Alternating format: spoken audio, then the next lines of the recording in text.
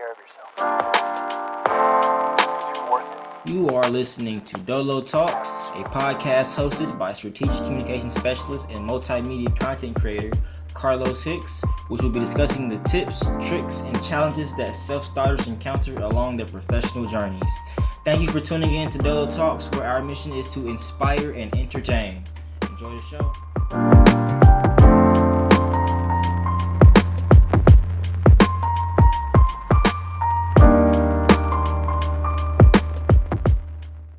Welcome to Dolo Talks podcast. This is Carlos Hicks. I'm here with D'Anthony Thomas, the Black Mamba himself. We are currently at the University of Oregon UOPDX campus here in downtown Portland.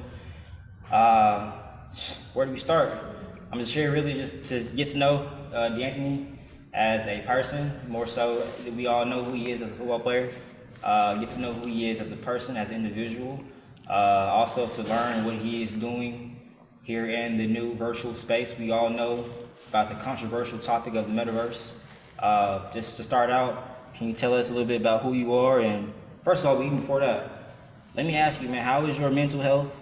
Where are you mentally, spiritually? How do you feel as a person with where the world is and with where you are professionally? Right. I want to do a wellness check on you first before we even get into the conversation. Man, I'm doing great. You know, I've been in a very great space, building in the technology space. So it's a lot of learning, you know, staying busy and, you know, working with other people from different time zones is very, how can I say it? It's hard. Time consuming. Yeah. And, you know, it's great to just be a part of, you know, what people's doing, you know, in different countries, and they trying to work with, you know, us in the United States. So it's like a great experience, you know, just being a part of that. And, you know, a lot of people, you know, in that space, they don't even know me at sports. They just hear my voice on there. They just hear, you know, I have positive energy, and they just love, I want to say they just love how I handle my avatar, I guess, in the Metaverse. Okay, yeah. I've spent a little bit of time, we spoke on this a little bit earlier at our first meeting at the football field. I spent a little bit of time learning about the Metaverse. I took a class here at the University of Oregon called Foundations of Immersive Media. So we'll be learning about the technology. Grab the Oculus headset to show everybody. Okay. This is the Oculus headset. This is pretty much your channel to the Metaverse if you want to be fully immersed within it. You can also enter the Metaverse using your PC, preferably your a Windows PC because of the software and all that kind of stuff. But Right. This technology really immerses you inside of that virtual space to where you can give people handshakes, run, shoot, you know, whatever it is that you want to do. So yeah, if you could just tell us a little bit more about your time in the Metaverse. I also had a chance to hit your link on Instagram. Okay. What's your Instagram handle? Dat Black Mamba 13, Okay. and Mamba with an O, so MOMBA. Yeah, so if you go to this Instagram page, you can go to the link's still up on your page. Yes. Yeah. That's for the Metablock. Metablock 4. Oh, I have a lot of different. I need to create me a link tree because I have a lot of different links right now and a lot of different resources that I'm, you know, providing to people. But yeah, I have. You can access Metablock 4 is our primary website. Okay. Do you have a personal website like theanthonythomas.com, like portfolio type of deal, or? No, Or is it something not that really. Something that you want to. That's something I've really been, trying to integrate with all these different other platforms, and just having that one landing page for me. Yeah. I took a digital portfolio class here, where they pretty much forced me to create a website called. I'm not here to promote myself, but I actually made a website to where I have all of my content on there. If anybody has any want to come to check out all of your stuff at once, it's a good idea to have a portfolio with your name as the URL, the domain. That way you can walk around with your brand, your QR code. Right. If anybody who doesn't know who you are, you just go to myname.com. And then everything you got to see is right there. Right. And you could also link any metaverse or meta, content on your website. That way, it's no thinking involved. Right. You know, that's just something I want to throw out there. Nah, I definitely need my own landing page. Right, for sure. So, kind of, got that in. Just a little bit about Dolo Talks podcast for any of you who are wondering. We started out as a media production company in Pasadena, California in 2019, pre-pandemic. We started out doing all of our podcasts in person in our studio. We interviewed, I don't know if you know Sauce Walker, not him, but his artist Rizzo. Okay. We had Drippy come to the studio and record some music. That's interesting. We had also some local. I ain't gonna lie, my favorite artist from kind of like that TSF is Frost Guy. I don't know. Frost guy. I know Peso, Okay. Drippy. I think he in jail right now. Rizzo, he had him come through. We That's got Sauce Twins, Bucci P. You know, they be doing their thing down there. Right.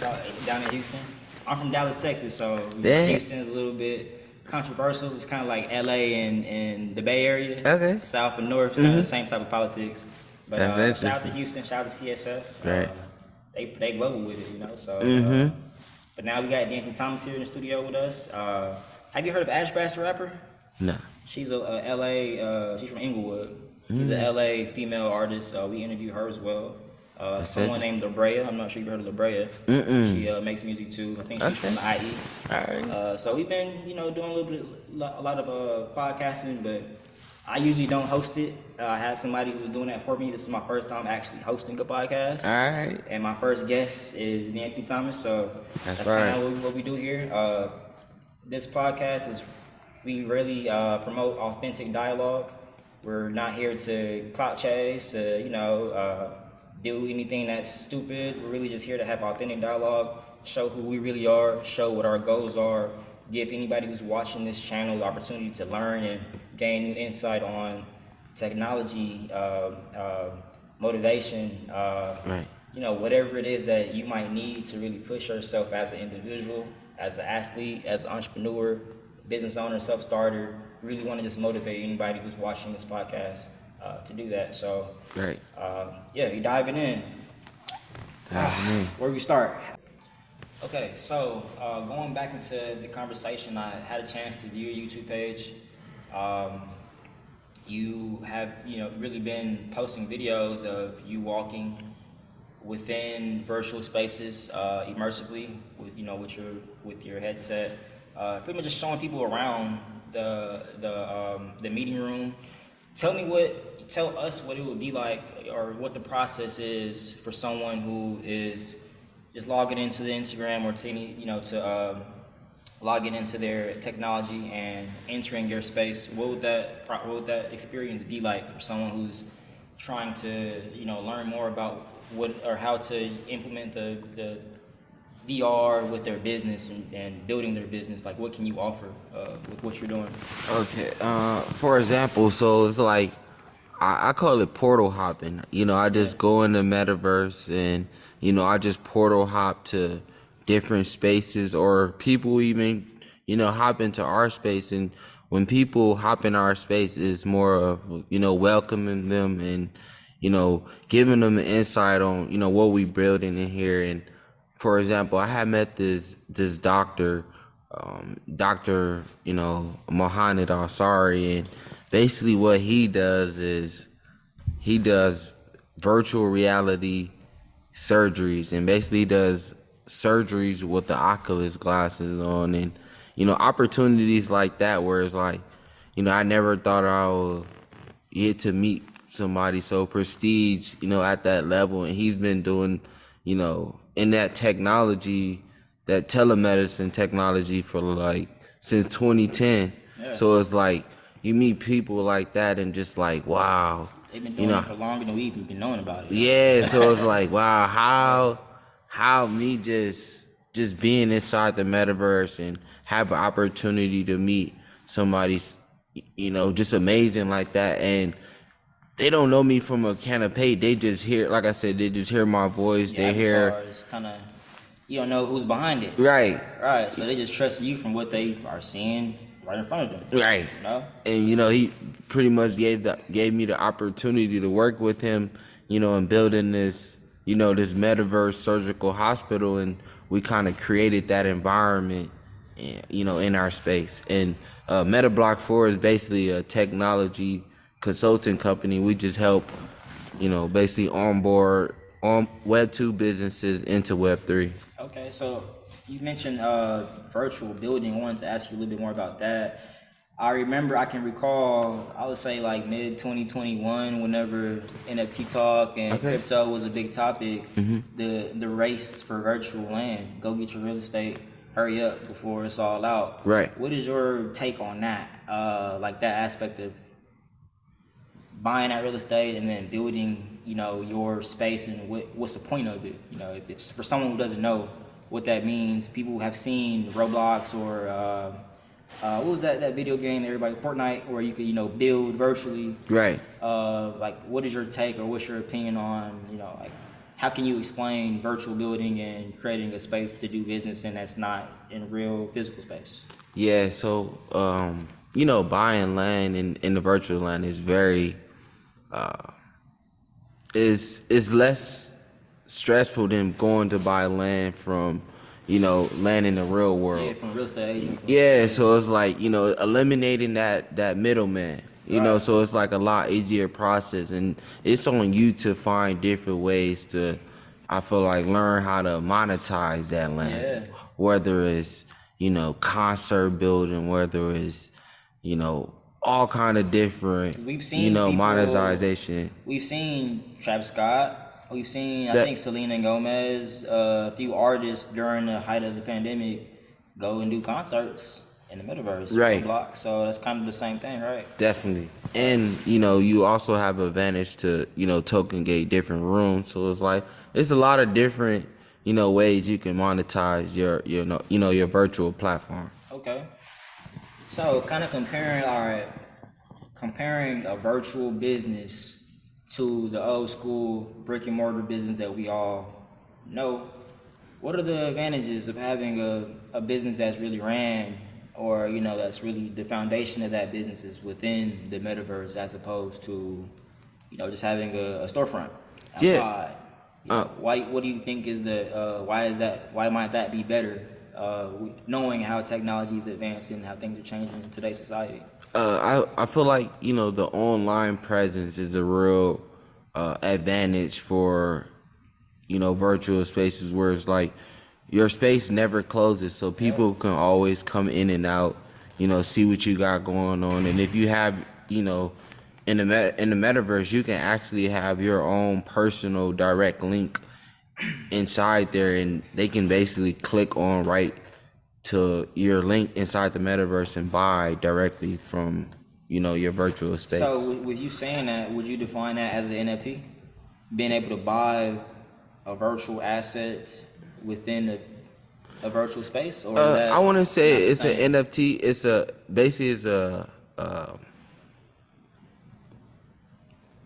know there's been a little bit of how can I say it? It's an asset, just an asset, digital asset. Right. Because I can have this hoodie right here in physical space, but I can also sell it virtually to your avatar if I have it created virtually. Yeah, so they call those wearables. Right. Yeah. Okay, for sure. So those are wearables. You can, if you have an avatar and you want, it's kind of like GTA a little bit, right? Yeah. Similar. Not exactly the same, but similar to where the users of GTA are in a virtual space using a video game console. Yeah. And they have the ability to talk to one another and interact, but it's not as immersive as. And the thing about GTA, you don't own those assets. The game owns the asset. And there's like hacks and stuff like that to get additional. Have you seen like the Bloody Freddy series on YouTube? People are making music videos and entire episodes and TV shows off of GTA, creating their own characters. I didn't see that. GTA. If you go YouTube, type in Bloody Freddy. It's literally Freddy Krueger, but in GTA, and he has his whole entourage, and he's beefing with Jason. Jason's like the Crip. Bloody Freddy's the blood, Jason's the Crip. Oh dang! And they got whole music videos, and it's pretty funny. That's wild. Yeah, but going back to avatars. Yeah. Speaking about avatars, once again, I took that class and I've been learning more so about the ethics and the reasoning behind avatar selection. There are some people who want their avatars to look exactly like them. I'm one of them. Are you one of them? Who? Or You know, I mix up a few things. Okay. You know. Okay. And some people want to remain anonymous and Right. not have the avatar look anything at all like them. Right. And from what we have seen inside the metaverse, playing around with that can either be positive or negative. Right. Positive in the fact that if you are someone who is not happy in your own skin, you might not be getting the real physical responses and interactions that you might want because you don't feel beautiful in real life. Right. You could create a beautiful avatar. Yeah. Now you have people approaching you and talking to you and wanting to know who you are without being able to see who you are. So that's a positive that I can see with avatar creation. Right. On the flip side, we all know about catfishing and stuff like that. You can have an avatar that looks nothing like you, and you could be, let's say, a white person, and your avatar is black. Now you have the opportunity to, if wherever you are in whatever virtual space you're in, Right. you can potentially experience racism.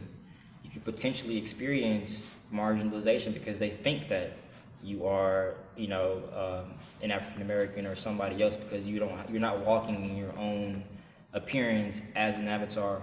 Additionally, my professor for the immersive media course, Donna Davis, she experiences within the metaverse with people with disabilities. Right. Yeah. So with that being said, these people, don't really have the opportunity to walk, to get out the house. Right. So the VR technology, the headsets have given them the opportunity to, get out, Experience, talk. People who can't drive, you can drive in the metaverse. Things you can't do in real life, it opens up those doors to be able to do in the metaverse. So wanted to ask you, outside of the web and the meta block, have you experienced just walking around and meeting different random non-business related avatars, and have you had a chance to really talk to some people, or like when you first put the headset on and started to learn, like what was your first take? Like how did you respond to it whenever you first got in the headset and walked around? It was actually amazing, and the space I love that I'm in is all creators, builders, people learning. It's a very educational space, I call it. A lot of people just trying to better themselves, creating just different platforms and rooms and different environments, different experience, and that's what I love about it. Everybody just bringing out their creativity, that they're pretty much holding in real life that they can't have the access to do physical, but they can do it in the metaverse and in virtual to be able to have that, to manifest it first. Right. I feel like. Okay, and kind of the feedback off of that, I know, as a person who's studying communication, some people, when it comes to interacting or speaking in public in real life, might not be confident. Yeah. But if you go into the metaverse and you're within your avatar, I've seen there's studies that have shown that people have became more confident. Yeah, I feel like, and that's myself. I feel like I'm a very shy person, but when people see my avatar, it just like it makes me come out my shell because Right. they want to communicate with me. They want to talk to me. They want to know what's going on. So it's like it forces me to talk. It forces me to engage with them, and that's what I love about that experience. Because if you are in that space and you are just shy and not responsive, it's kind of like you're boring. Yeah. Right. If you've been in there and you walked around and interacted with others, you kind of know what it's like, and it's kind of surreal. Getting into that space and seeing yourself in the mirror, right? And like mirroring yourself with the remote. These end up becoming your hands. It's the haptics can literally, like, you can see your real hand inside the metaverse just by holding this Just Picking up device right here. objects, all kind of Pick up stuff. an object, you know, whenever the first steps, you could throw a ball, you could literally play basketball in there. I saw you. I'm not sure if that was your space, but I'm sure it was. It was like a football stadium, looked like a Okay. stadium. Yeah. Had the highlights playing. Right. So you could really play around and experience a lot of new things that you might not have had access to. Yeah, and that organ space is very unique because a lot of, I feel like I have a pretty big, fan base, and a lot of, people that follow me, they never got to, get to meet me in person or, shake my hand. So it's like in the metaverse, the space you was talking about, that's an opportunity for people that follow me to come, come have a day with me. You can't be with me physically, but you can come with me in the metaverse and hang out with me pretty much 24/7 as long as you want. So if y'all didn't catch or understand what he just said is literally the future. If you are someone who looks up to athletes, your favorite artist, your favorite rapper, but you just don't have the opportunity to meet them, you've been dying to meet them. Right. If they are experiencing in the virtual space, you can literally go and meet them and shake their hand. Or it's not physical, but it feels the same. Right. I can literally hop inside of my metaverse, go to where you are in your virtual space, and talk to you. I can hear your voice Right. through the headset, and it feels like I'm actually with you, Right. although we're not really with each other. There are even people who have podcasts in the metaverse, and you could literally, it tracks facial expressions. Definitely. It tracks your mouth. It tracks where your eyes are looking. It really feels like you are there. My next question: how long do you usually spend inside of the metaverse or inside of a headset? I know you might spend more time on a PC, but whenever you wear in a headset, how much time do you spend in it before you start feeling like, a little jet lag, a little? Do you at all? Do you feel dizzy at all afterwards? Well, really, I take certain breaks. I'm working off a desktop, and I'm working off Oculus. So usually I pretty much build on my desktop, and then I go to my Oculus to see, get that whole immersive experience of the space, really.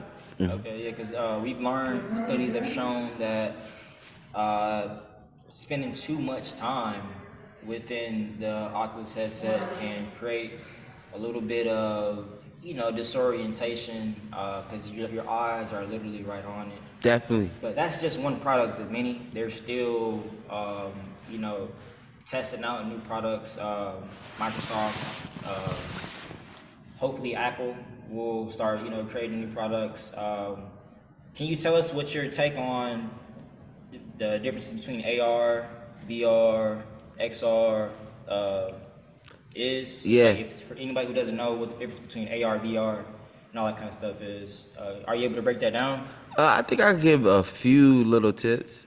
Yeah, so one main example, I feel like, Nipsey Hussle, he was more into that, that immersive AR experience because, as you can remember, he had a kind of like I want to say it was a shirt, and basically if you, scan your phone up to that shirt, you can see the video playing, of him, his music video or whatever. So I think that's kind of like, on the phone, you mean? You Like can scan it? yeah, you can see it on the phone. And I got one more thing.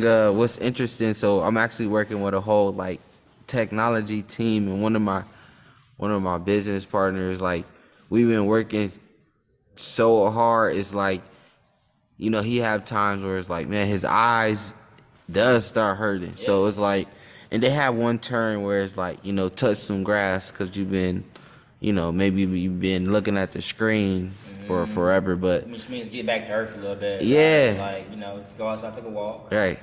So. But I mean, like, I love that technology grind because it's fun. Like I said, it's a lot of learning. It keeps you busy. It keeps your mind in motion. So it's like, it's always keeping you creative. Where do you see this going? Where do you see? It's 2023. You said that you met someone who's been in this since 2010. Right. Well, he's What do you been see? doing the kind of like um, the virtual reality surgeries Right. on that type of technology. Right. Yeah. Okay. Before we wrap up for this segment, you mentioned like surgeries with VR. I learned about we had a few months ago. We had a Microsoft communication like manager. Microsoft Nike VR came in, Wow. and I had a chance to speak with Frank Shaw. He's a Microsoft communication manager, and he touched on a little bit regarding work that they're doing with VR headsets. And let's say if there was a big machine that I did not have the authority or know how to operate, Okay. but you did. However, the machine's here, but you are in Ghana, Right. right? But you know how to. If you saw it, you can tell me what to do. Right. They are literally using VR to assist to make jobs, still be completed despite the absence of the person who knows how to operate the machine. Right. You can do that with VR just by being in the headset, having someone else who's at that physical spot, and you can instruct that person on what to do because you have the same, perspective as them, immersively. Do you know anything about 360 video? No. 360 video, it's not necessarily VR, but let's say this, our camera, for example. There is lenses across the entire camera, so that way it shoots in front, it shoots behind, it shoots to the side and to the side. Hey. With those cameras, you can literally go shoot. It's called stitching. You stitch the images together. That way, whoever is watching your video, it's on YouTube. You type in YouTube 360. Okay. You can literally immerse yourself 2D, but through the technology of 360 video. So it kind of feels like you're in a headset, but you can still look around and look down and all that kind of stuff. That's called 360 video. If you ever wanted to I'm gonna experiment check with that out. with sports. Okay. It's a real dope perspective with 360 video. Okay. Yep. So with that being said, we're gonna take a quick break and then come back for our last segment. All right. Okay, so back on set. To wrap up the conversation on AR, VR, the Metaverse, Okay. that topic. What do you have to say?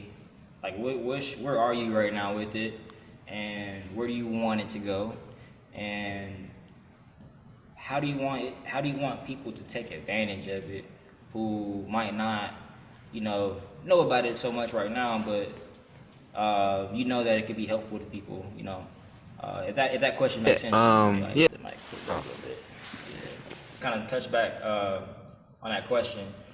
With what you know about VR, the Metaverse, and being conscious of what you don't know about it, what is your message to anyone who doesn't know about it, and why should they know? Why should you learn about it, or why should you pick up hop on Google, search it up? Why is it important for those of you who don't know about this virtual space? I feel like as of right now, if you trying to find, your niche, or you looking for an opportunity just to, keep yourself busy, be productive. I feel like metaverse technology is a great way to, great to learn about, because it's going to be, everybody in the space right now are all early adopters. So everybody's early adopters. Everybody's trying to figure out, what's engaging, how are they going to bring traffic. So, it's the perfect time you to just, get involved and just bring your creativity and, things you're already doing in the physical world, you can do it, in the metaverse. Okay. Cool. That's the Metaverse. Do your research. Find out about it. Learn about it. Read about it. Yeah, and the metaverse is just basically just like the new age of the internet. So the metaverse is just a multiple websites that you can go instead of looking at the screen, you can be And inside the. there is not one metaverse. There's many metaverses. It just depends on which platform you enter into. Right. Yeah, I think it's like 300 of them. Yeah, It's a lot a of lot them. of them. So yeah, outside of that, what's your hobby, man? We know you play football. We know you were great at football. You are great at football. We know that you are in this virtual space. But what do you do for fun? Like, what do you do that no one knows about? Who's the Anthony Thomas on a weekend that out off the internet? What's that? What does that look like? Um, Hobby wise. I feel like I'm a creator. I'm always trying to create, find things to better myself. How can I strategize and, you know, become a figure that I want to be like. I feel like Elon Musk is one of the great examples because you see his product every day, even though you don't see him, but you see a Tesla driving. Yeah. So, I want to create, products to where people will be able to, they don't have to physically see me, but they know That's that, him. yeah, that's me. All right, we get that. You fish? I definitely love fishing. Fishing is something that, one of my tools that I like to go set up and, that's my time to strategize and figure out, my next plans, how I'm gonna approach things. And luckily I end up, catching some big fish, and I think that was amazing. And I want to teach, kids from, my community or any community about, fishing, filleting, how to catch them, how to cook them, and, different stuff like that. Just walk me through like your first time picking up a fishing pole and throwing it. Like, who taught you? Why did you do it? Yeah. And what motivated you to do that? I Or think where, my where were you first, at? All that kind of stuff. the Take me first there. time I was in, I ran track. So one of my football coaches or track coaches was a big time cat fisherman, and so he always used to take us fishing. And but I always wanted to experience it on my own. So as I started to get older, and I end up going to Oregon, and I seen a lot of different rivers. And luckily one of my teammates, Grant Thompson, took me fishing in Oregon, and we caught a massive steelhead, and that's what got me like hooked. And to the point where, when I turned pro, it was like I rarely go to clubs or anything. So it was like, what other thing I can do to keep me, Going motivated. yeah. And so I picked Productive. up on fishing. Started watching some YouTube videos on, how to catch bluegills, and, start mastering those bluegills. And I started using those bluegills to catch bigger catfish. You use fish as bait, Yes. and they eat, they bite the fish like. Yeah, so what I'll do is I'll catch the bluegill, I'll cut off the bluegill's head. Oh, so it's like bloody, so it's Yeah, and I attracting. was actually using this like red kind of like nectar juice Right. that I use for the catfish, and I sprayed a little bit on the bluegill, and man, I caught some massive catfish. Well, I know catfish is a freshwater fish. Do you Right. fish in the ocean too? Oh yeah, well that's where I kind of like I'm really, from Miami. yeah. So my first time fishing was in the deep ocean in a boat with some Dang. white folks. I Right. was scared. You know what I'm saying? So, Yeah, nah. So what I've been doing, I was actually reading this book called Pier Fishing in California, and I never really got into the ocean fishing. So I started reading this book, and then what I started to do is, visit all these different piers, and I started watching all these different people. One of the main fish they catch is mackerel. So I'm like, man, I gotta learn how to master catching these mackerel. And one of the lures that they use mostly are these sabikis. And these sabiki rigs, it comes with like 8 different hooks on there, and you can put like, I was using like little shrimps, I was cut pieces of shrimp, and I'll put it on there, and those mackerel would just slam those shrimp Right. on the sabiki. So it was just like amazing. And then after I catch the mackerel, I will cut the mackerel up, and then I'll put chunks of it on a kind of like a bigger hook, and I'll throw it out a little deeper, and then I got so it was crazy because I was fishing on this Manhattan Beach pier, and I was just like, man, I'm gonna catch something. It was probably later on that night, and I was fishing there with some people, and all of a sudden my pole just start just going crazy. Start bending. Yeah, and then I ended up catching this massive like horn shark. It was crazy. So when you fishing and you actually catch something and it come out the water and you see what it is, like what's next? Like how you respond to that? What do? You know how to scale and kill it and all that stuff, right? Yeah, So definitely. walk us through that process, really. So Anybody who don't know what the next step is after you catch a fish, because simply people catch fish, throw it back. right. If you're not gonna eat it, but you know how to go through the works, right? Yeah, definitely. So it depends on the fish, like when I caught that shark, I was scared because this shark was. Let me show you a picture of it. This shark was so massive. It's like I couldn't just You got get it by the mouth and just hold it like. bite you. Gonna bite you. All right, yeah. So it was Right. just like it's different fish that you got to learn how to work with the fish. But yeah, if I'm catching a trout, so what I do with the trout is I basically like I cut off the head and then I sliced kind of like the stomach part, Right. and then it's like this little like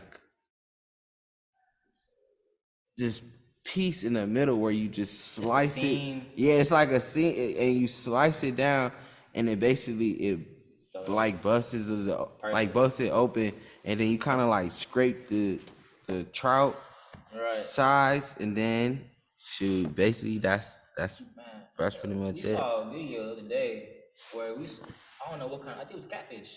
We saw a dude in South America and he was next to a mound of dirt Yeah, and the water was low and it was just catfish in the mound of dirt.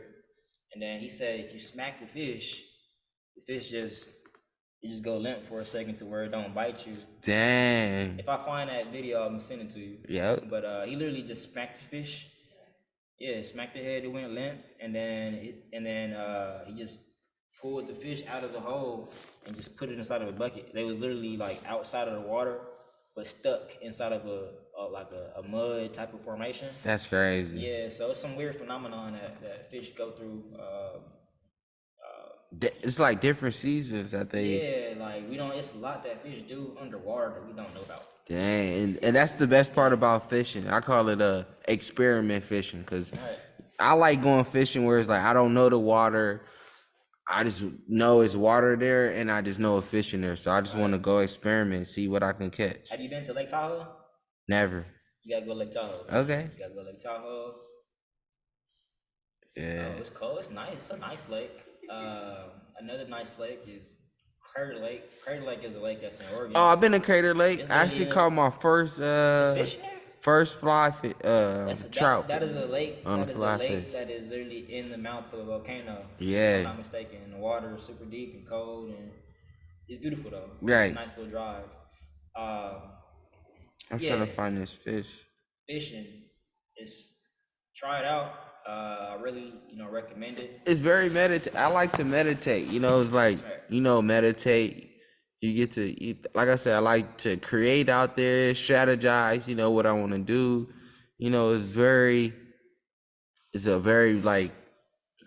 You give you time to just sit there and think while you're waiting, and reflect on what it is that you want to be doing. Yeah. The way fishing is to you might be the way hunting is to somebody else. Might be the way skateboarding is to somebody else. Mm-hmm. For me, my escape is camping. Okay. Yeah, I'm from the city, but what I learned from these past few years is that getting out into nature, whether it's in a tent, Therapeutic. it's therapeutic because it's just you and nature. There's no noise outside of what the earth is giving you. You literally are in survival mode because there is no plug to plug in. There is no might not be a bathroom, so it really gives me, can't speak for everybody, but it gives me the opportunity to make my brain just slow down and it's quiet and I can really just be present with where I am. So that's something that I really, appreciate is the sport of camping. Right. Was that it This right that there? horn? I think I Yeah, I'm seen that trying. video. That's the ocean, right? Yeah, I was fishing off the That was in Cali. pier. Yep. So this the horn shark. Man, I'd have been hella scared.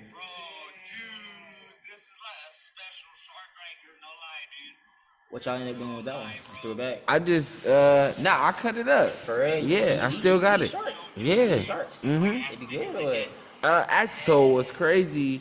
This guy. So I caught that big one. I caught that bigger one. Shark fin soup. Yeah, I caught that big one, and then so I caught that one at Manhattan, and then I go to Newport Beach, and we Over end here? up, huh? West Coast Newport Beach? Nah, in That's East Coast, ain't it? Or there's Newport Beach in Oregon. in California. Oh, in Cali. Right. Yeah, but yeah, well, I went there, and the guy like an hour before I got there, he caught like this baby horn shark, and then I ended up catching another one like Right after. him 30 minutes, and then basically They in we the area at that point. yeah, and it was crazy. So before he was out there fishing, I told him like I just caught a horn shark the other night at this other pier, and then he ended up catching a baby one at that pier, and then I ended up catching another one at that pier. Then we just stayed close, and he like, man, he had actually had some shark tacos. He made shark tacos with him. No, I didn't eat the shark yet. So what I did, I just flayed it and I just put it in the freezer. Oh, so you still got it? Yep. So your shark story is like my elk story. I used to live in Wyoming. Dang. Before I went to Oregon, I went to Wyoming, and I graduated from there. And my neighbor would go hunt elk.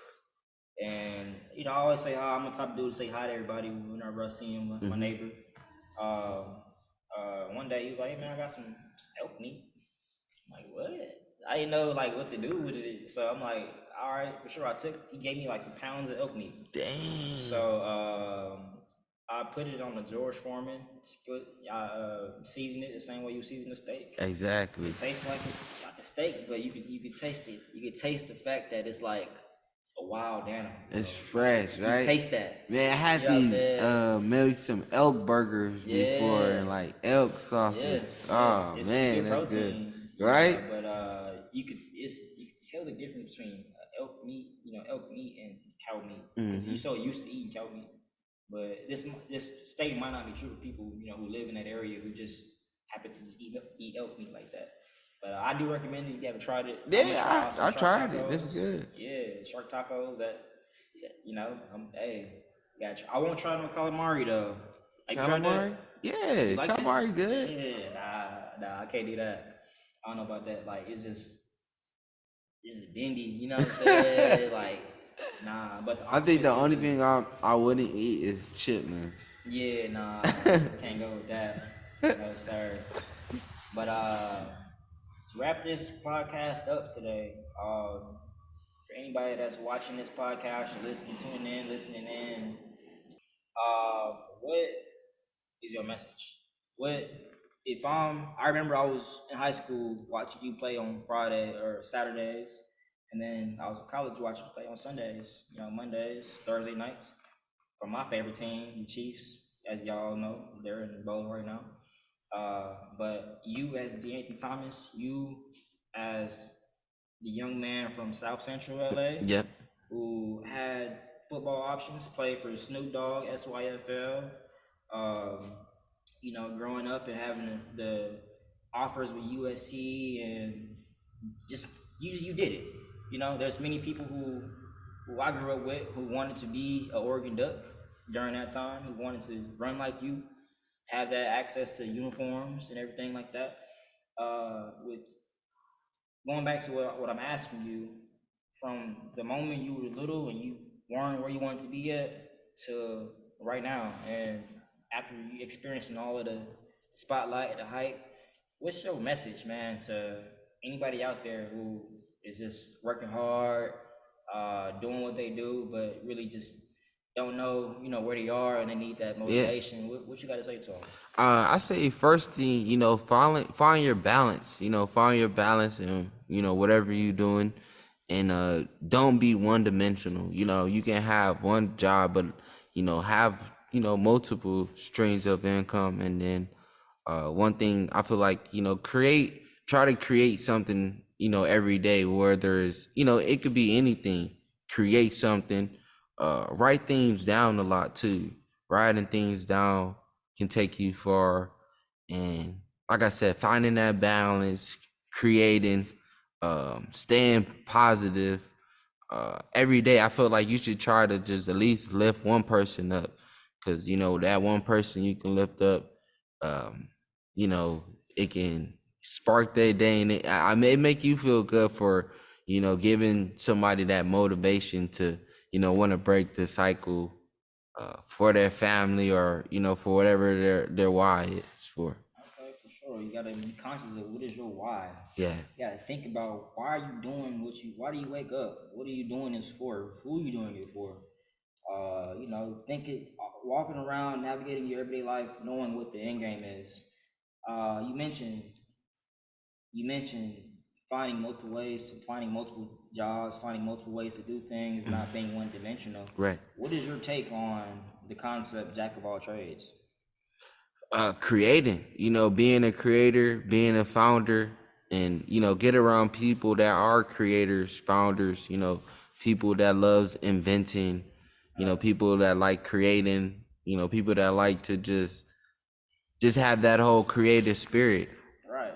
Okay. Well, there you have it. We are here with D'Anthony Thomas. This is Dolo Talks podcast. First guest on the show since 2019. We're glad to have had you. Thank- Glad to have had this conversation. Uh, this podcast will be posted on Spotify, Anchor, Google Podcasts, DoloTalksPodcast.com, Dolo Talks Podcast, Instagram. Um, we're streaming everywhere, so just stay tuned for this video. We have Anthony Thomas here. Is there anything else you'd like to say to wrap this up? Man, really, another kind of like field I've been working is business capital, learning about revenue based funding, and helping people with payment processing, um, asset back funding, equipment financing, just all different resources to help fuel business owners. So my mission right now is fueling business owners, giving them the resources to help their, I want to say, business experience less stressful. Okay, so with that being said, let them know how to get access to you, where to learn how to get that process going Okay. with getting their business going through this new space that we're exploring. Okay. Yeah. So you just go to davidallencapital.com/ D'Anthony Thomas. And it's davidallencapital.com/ D'Anthony Thomas. And it should bring up all the different resources we have. Like I said, we have employee retention credit, we have payment processing, business funding, we have equipment financing, all these different resources to help, fuel business owners. All right, there you go. You know where to go. You know where to look. It's Anthony Thomas. Yes, sir. Yes, sir.